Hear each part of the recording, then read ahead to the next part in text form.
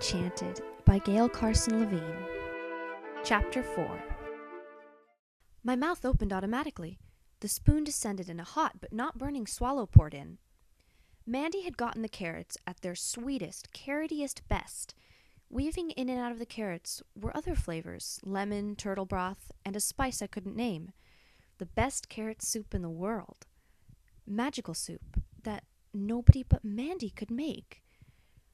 The rug, the soup, this was fairy soup. Mandy was a fairy.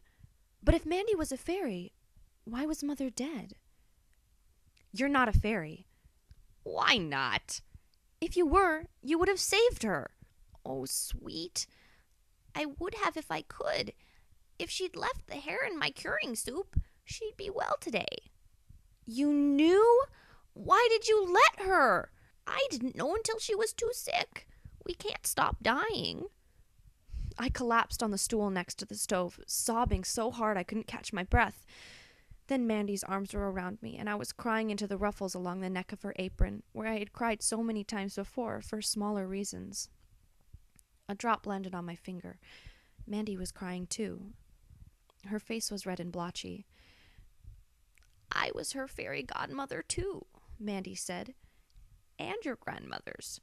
She blew her nose. I pushed out of Mandy's arms for a new look at her. She couldn't be a fairy. Fairies were thin and young and beautiful. Mandy was as tall as a fairy was supposed to be. But who ever heard of a fairy with fizzy gray hair and 2 chins? Show me, I demanded. Show you what? That you're a fairy. Disappear or something. I don't have to show you anything. And with the exception of Lucinda, fairies never disappear when other creatures are present. Can you? We can, but we don't. Lucinda's the only one who's rude enough and stupid enough. Why is it stupid? Because it lets people know you're a fairy. She started to wash the dishes. Help me. Do Nathan and Bertha know? I carried the plates to the sink. Know what? You're a fairy. Oh, that again. No one knows but you. And you'd better keep it a secret. Mandy looked her fiercest. Why? She just scowled. I will, I promise. But why? I'll tell you. People only like the idea of fairies. When they bump up against a particular real as corn fairy, there always is trouble.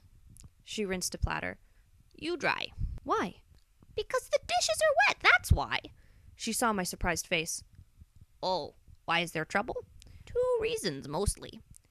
People know we can do magic, so they want us to solve their problems for them. When we don't, they get mad. The other reason is we're immortal. That gets them mad, too. Lady wouldn't speak to me for a week when her father died. Why doesn't Lucinda care if people know she's a fairy? She likes them to know, the fool. She wants them to thank her when she gives them one of her awful gifts. Are they always awful? Always. They are always awful, but some people are delighted to have a present from a fairy, even if it makes them miserable. Why did Mother know you were a fairy, and why do I? All the Eleanor line are friends of the fairies. You have fairy blood in you. Fairy blood? Can I do magic? Shall I live forever? Would Mother have if she hadn't gotten sick? Are there many friends of the fairies? Very few. You're the only one left in Curia, and no love. You can't do magic or live forever. It's just a drop of fairy blood. But there's one way it has already started to show. Your feet haven't grown for a few years, I'll warrant. None of me has grown for a few years. The rest of you will soon enough. But you'll have fairy feet like your mother did. Mandy lifted the hems of her skirt and 5 petticoats to reveal feet that were no longer than mine. We're too tall for our feet. It's the only thing that we can't change by magic. Our men stuff their shoes, so no one can tell, and we ladies hide them under our skirts. I stuck a foot out of my gown. Tiny feet were fashionable, but would they make me even clumsier as I grew taller? Would I be able to keep my balance? Could you make my feet grow if I wanted you to? Or... I searched for another miracle. Rain pelted the window. Or could you stop the rain? Mandy nodded. Do it, please do it. Why would I want to? For me. I want to see magic, big magic. We don't do big magic. Lucinda's the only one. It's too dangerous. What's dangerous about ending a storm? Maybe nothing. Maybe something. Use your imagination. Clear skies would be good. People could go outside. Use your imagination, Mandy repeated. I thought. The grass needs rain. The crops need rain. More, Mandy said. Maybe a bandit was going to rob someone, and he isn't doing it because of the weather. That's right. Or maybe I'd start a drought, and then I'd have to fix that because I started it. And then maybe the rain I sent would knock down a branch and smash in the roof of a house, and I'd have to fix that too. That wouldn't be your fault. The owner should have built a stronger roof. Maybe, maybe not. Or maybe I'd cause a flood and people would be killed. That's the problem with big magic. I only do little magic. Good cooking, my curing soup, my tonic. When Lucinda cast a spell on me, was that big magic? Of course it was. The numbskull. Mandy scoured a pot so hard that it clattered and banged against the copper sink. Tell me how to break the spell, please, Mandy. I don't know how. I only know it can be done. If I told Lucinda how terrible it is, would she lift the spell, do you think? I doubt it. But maybe. Then again, she might take away one spell and give you another one even worse. The trouble with Lucinda is, ideas pop into her head and come out as spells. What does she look like? Not like the rest of us, but you'd better hope you never lay eyes on her. Where does she live? I asked. If I could find her, maybe I could persuade her to lift my curse. After all, Mandy could be wrong. We're not on speaking terms. I don't keep track of the whereabouts of Lucinda the idiot. Watch that bowl! The order came too late. I got the broom. Are all friends clumsy? No, sweet. Fairy blood doesn't make you clumsy. That's human. You don't see me dropping plates, do you?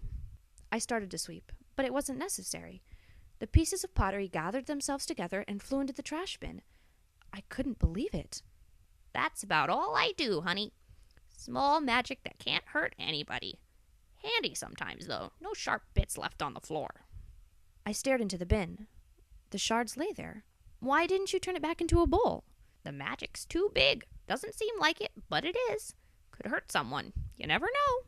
You mean fairies can't see the future? If you could, you'd know, wouldn't you? We can't see the future any more than you can. Only gnomes can. A few of them, anyway. A bell tinkled somewhere in the house. Father calling one of the servants. Mother never used the bell.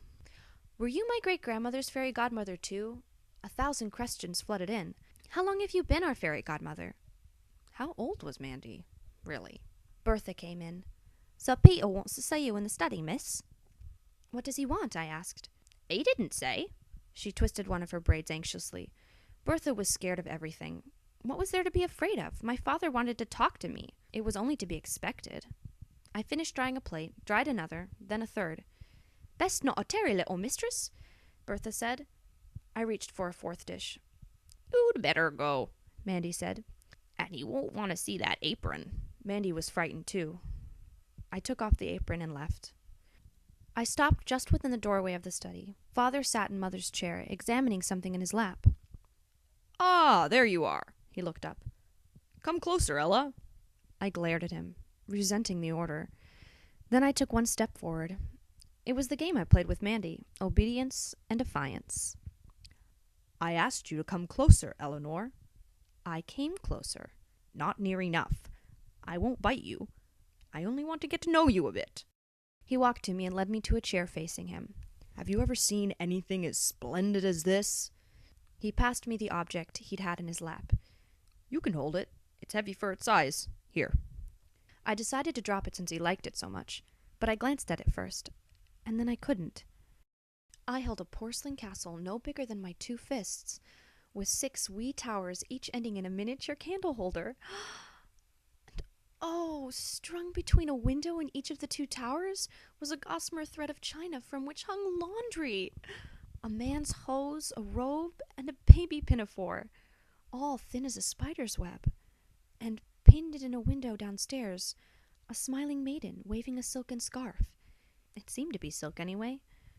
Father took it from me. Close your eyes. I heard him pull the heavy drapes shut. I watched through slitted eyes. I didn't trust him. He placed the castle on the mantel, put in the candles, and lit them. I ran to look closer. The castle was a sparkling wonderland. The flames drew pearly tints out of the white walls, and the windows glowed yellow gold, suggesting cheerful fires within. Father opened the drapes and blew out the candles. Lovely, isn't it? I nodded. Where did you get it? From the elves. An elf made it. They're marvelous potters. One of Aguilin's students made this. I've always wanted an Agulin, but I haven't gotten it yet. Where will you put it? Where do you want me to put it, Ella? In a window. Not in your room? In any room, but in a window, so it could wink out at everybody inside and on the street. Father stared at me for a long moment. I shall tell its buyer to place it in a window. You're going to sell it? I'm a merchant, Ella. I sell things. For a minute he spoke to himself. And perhaps I could pass this one off as a genuine Agulin. Who could tell? He came back to me. Now you know who I am. Sir Peter the merchant. But who are you? A daughter who used to have a mother. He waved that aside. But who is Ella? A lass who doesn't wish to be interrogated. He was pleased. You have courage to speak to me so. He looked me over. That's my chin. He touched it and I drew back.